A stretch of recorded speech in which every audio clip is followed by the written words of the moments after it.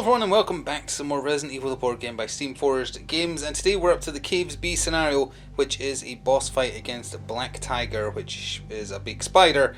So if you have arachnophobia you might want to give this one a miss. It's already too late, he's on the screen. Better on the screen than out of the screen, I suppose. But either way, we're in a bad way because we have one green herb to our name.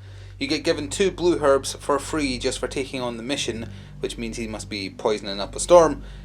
And because we're playing true solo, his initial form is starting with 10 health less, so in total that means he's going to have 20 health instead of 30. So we have that going for us. We have the Magnum fallback on, we have the grenade launcher with a couple of shots each. Well, 4 grenade rounds, 2 Magnum rounds, 2 assault shotgun rounds, 5 in the flamethrower, and I brought the pistol along out of desperation. Although I don't think the problem is going to be doing that damage, the problem is going to be surviving. But let's talk about how fighting Black Tiger works, reading from the Into the Darkness rulebook. So in this scenario, the characters must kill Black Tiger. If he's killed, you can complete the scenario whenever, and his special rules: at the start of the scenario, separate his behaviour decks into a floor deck and a ceiling deck and shuffle both. I've already done that. Here, there, here. I think there's like 5 cards in each. At the start of the tension phase, if Black Tiger is in the playing area, draw a card from the floor deck. If he isn't in the playing area, draw a card from the ceiling deck. So he must kind of bounce between the two, and we'll cover that once we get down to his other rules. He doesn't do that in the video game. I think he comes down the wall in the cutscene that starts the boss fight from memory. And the funny thing about Black Tiger, in both the iterations of Resident Evil 1, the original and the remake, you actually don't need to fight him. If you're playing as Chris, you just use the flamethrower. If you're playing as Jill, you use her knife. You just cut the door at the far end of the arena open, and you can just run through. And you get nothing for killing him. So the best bet to fight Black Tiger is to not do it, but obviously they can't really replicate that in a board game. Anyway, you'll notice these new tiles up here, which you get in the expansion. These are webbing tiles. And in the scenario, unique attack effect used by Black Tiger to ensnare his victims, webbing. A character hit by this gains a web token. Use the table below to see the effects. So you can have up to 3. If you have 1 web token, the minor dodge symbol, this one, has no effect. If you have 2, that and also the medium, which is, oops, to drop the dice, that also has no effect. If you have 3, you can't move, you can't attack, and you ignore the medium and the easy. So only the good dodge would be successful, that one. You can burn an action to remove a webbing token, or you can do it to an adjacent character if you are using more than one character or playing with more than one person. Secondary characters start here, for the record. Webbed walls. When a character is in a square adjacent to the edge of the tile, they gain a web token if they are pushed, aka where Chris starts. If he was pushed, he gains 1 web because he hits the sticky wall. Poison behaviour cards. When a behaviour card with it's the same symbol that's on tension cards, is drawn, each character with poison suffers 1. So it's that specific symbol. It's not the one that's on quite a few that means enemies do their harder attack. It's the one that looks like the Trivial Pursuit full pie shape. I'll show you it when we see it. And then finally, lucky find. At the start of a scenario, you get 2 blue herbs. And that is it. And when you complete the scenario, you lower the danger level by 3, although really it's by 2 because it goes up by 1. And then you add Cave C to the scenario. So this isn't actually the end of the caves. Almost there. And I think that about covers it. It's once again, it's going to be like Yawn. I have to just rush him down basically because we're not going to outlast because Chris is going to fail his dodge rolls. Traditionally, he has been pretty good at them, although the nice thing with boss fights being so quick is if I die super fast, I'll take another stab at it, but hopefully it won't come to that. As we get started here, there was one more thing to cover, and that was the special rules on his card itself. Again, if you're playing true solo, he starts with 10 less on this side. When he pushes a character, they must be pushed into a square adjacent to the edge of the tile, so he tries to push people into the side walls. Ceiling retreat. If he suffers 4 or more damage during a character's turn, he is removed from the playing area and counts as being on the ceiling. And if he's reduced to 0, you flip his card and he becomes nastier. I haven't actually looked at his other side. I know it has 10 health, and that's about it. So, as we start with Chris, I'm going to move away from the wall. Danger close, as it were. And we're going to, with our 3 actions left, crack out 2 magnum shots and 1 grenade. We're just going full on frenzy, murder him as fast as possible. He doesn't react to missed shots as far as I can tell, but he does have a push on the bottom of his card there. So first shot with the magnum is a miss. Second shot with the magnum is a miss. That was going to be a hit as well. Well, that's probably screwed us right there. And then the grenade, that is 2 damage. So I was really hoping to just ice his first form in one turn with the magnum bullets, because they would do 6 if both of them had hit, or even 8 if they got crits. But no, that's not what is happening. So because we only did 2, that means he's staying on the ground, and that means we do a floor deck card. Black Tiger moves, what is this symbol? Oh, moves 2 towards the active character, and then he does 2 attacks.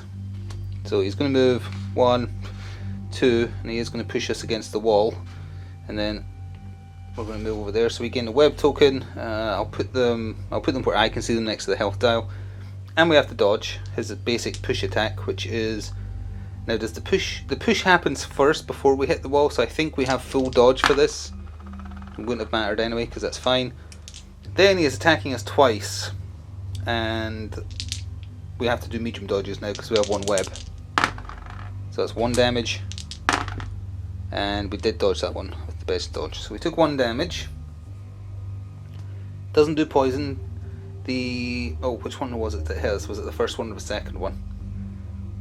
I guess it doesn't matter. It's fine. We took one of them has a push, one of them doesn't, and I've forgotten which one I dodged. Either way, let's move over here to try and again stay away from the walls. We have 3 grenades left, so we'll spend the rest of this turn firing our last good gun. First grenade, that's a hit symbol for 3. So that puts him on 5. But that does mean if I hit him for at least 1 more damage now, he is going to jump on the roof. But that's okay. So let's fire grenade number 2. That was also a hit. Why couldn't the magnum have done that? So it's 3 more damage, leaving him on 2, but that means he whoop and just disappears off the map. He's on the ceiling. So I have a wasted action then, because I was going to fire another grenade.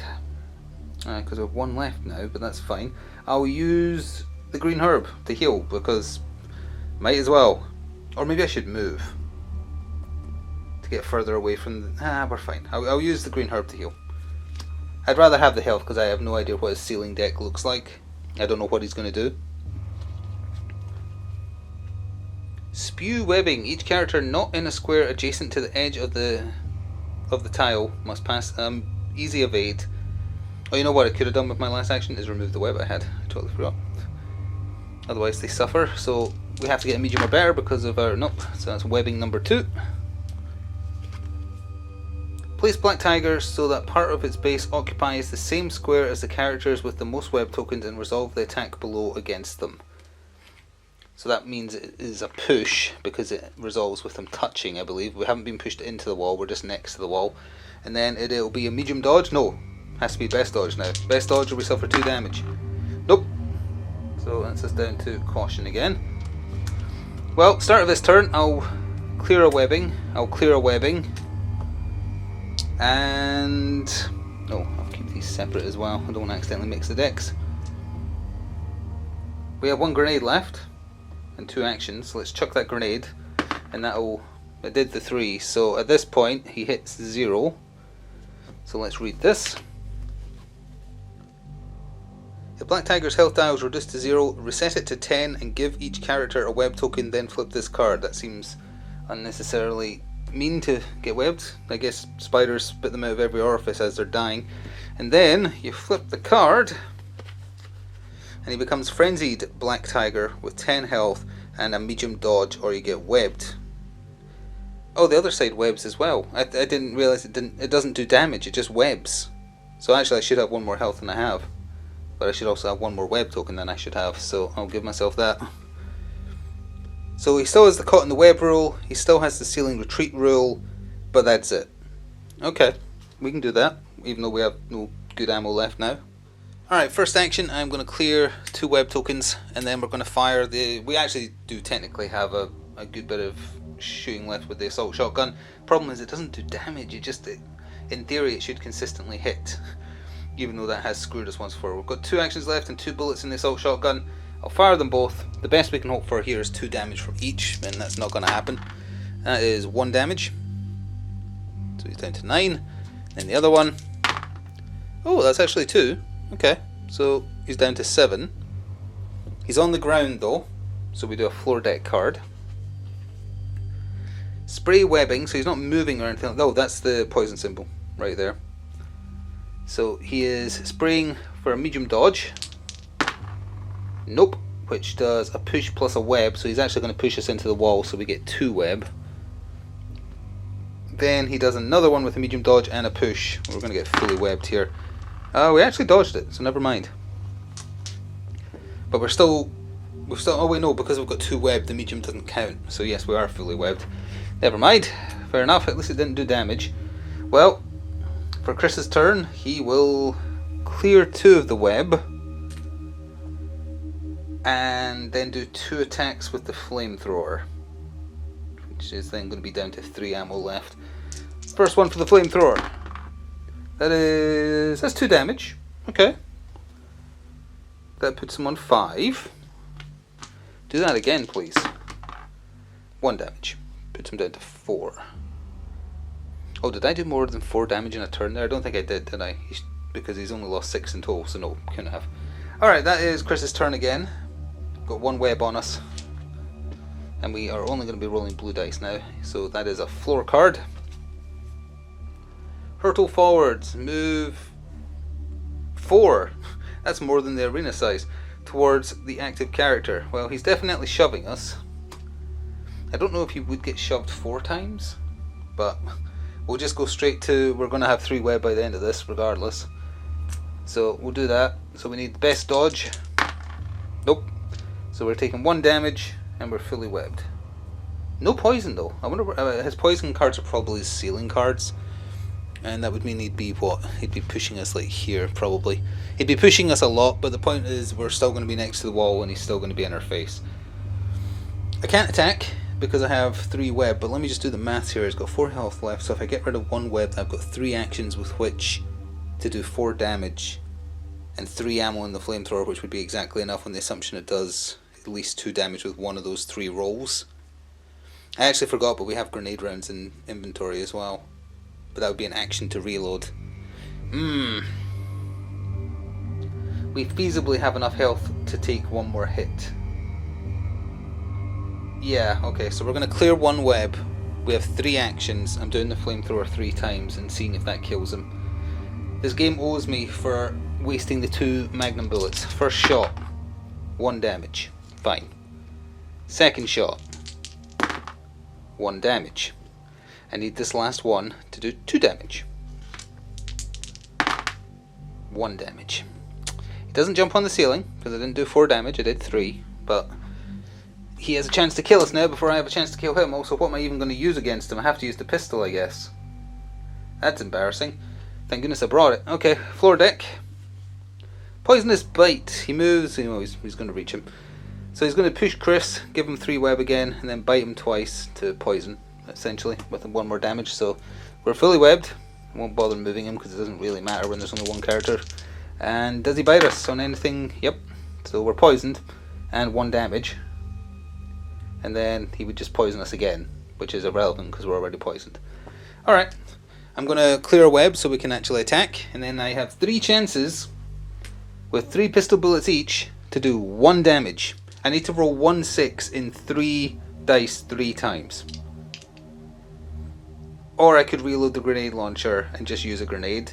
I accept that would be an easy win. Well, I could fire a grenade twice, I should say. That would be an easy win. I'm going to trust the pistol. Well, there's a push. I presume he can't be pushed, because bosses in general can't be pushed. Yeah, that's a miss. He actually did it with the rubbish pistol. That took away Black Tiger's last health. Gets splatted. The spider is dead. We barely lived. So I thought that was pretty much over as soon as the Magnum missed twice, but apparently not. We're back down below Skull and Crossbones, because it goes up by 1 and then down by 2. Yeah, we're 1 below again. And we do get those free Magnum bullets back for being a special weapon after a mission is completed. 2 shotgun shells, 2 flamethrower rounds, the pistol will be going back in storage. We have enough kerosene to refill the flamethrower at the top of the next mission. I'm kind of glad I didn't use the grenade rounds because that gives us something to fall back on against hunters. And Cave C is, I think that's the last one. Yep, that is the last expansion mission. After that we're back into the core rulebook straight through to the end. And not to jump scare you or anything, but if you wanted a close look at Black Tiger, here it is. I'll be talking about it in a Getting Stuff Painted at some point. I used the colouring from the 1999 game to be the base for him. Just I painted up real quick, honestly, because I wanted to get this done. Better than expected. Chris managed to live barely, despite me having bad luck with those red dice, because there is only one blank on this dice. It's the equivalent of a 6 that I never get when I roll those. I roll it all the time on the red die. They're cursed. What else actually? Let's have just a quick look. What else was in the ceiling deck? More webs, 2 damage, ensnare, poison mist, so it would have poisoned, yeah. Entangle, and a takedown. Okay, that's scary. And what about what was left in this deck? Poison attack, push with 1 damage, push again, yeah. It actually doesn't have that many damaging attacks. I think it relies on the poison, so if you happen to have poison cards buried deeper in the deck, you kind of get a little bit lucky there. I think that played into our favour. Alright, that was a quick one. That is going to do it for now. The only bosses awaiting us now is the final showdown against Lisa Trevor after we finish with Cave C, that is. And then the Tyrant at the end of the game, as far as I'm aware. Hope you enjoyed, and we'll come back again for the next one. Until then, it's ta for now.